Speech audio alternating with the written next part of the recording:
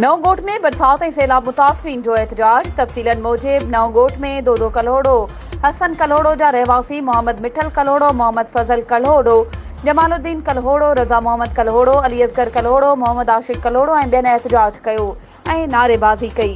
एहतजाज कंदड़नि सहाफ़ियुनि सां ॻाल्हाईंदे चयो त असांजा घर बरसात ऐं बोर सबबि मुकमल तौर ते ड्रही तबाह थी विया आहिनि।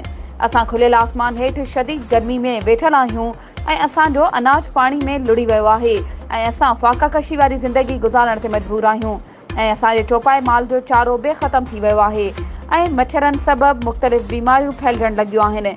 हिन वक़्त ताईं हुकूमत असांजी कोई मदद न कई आहे। न ई हुकूमत जेको मुतासिरनि लाइ 25,000 जो ऐलान कयो आहे उहो असां मुतासिरीन खे न मिलियो आहे। असां वज़ीर आला सिंध मुराद अली शाह खे अपील था करियूं त ख़ुदारा असां मुतासिरीन जी फ़ौरन मदद कई वञे।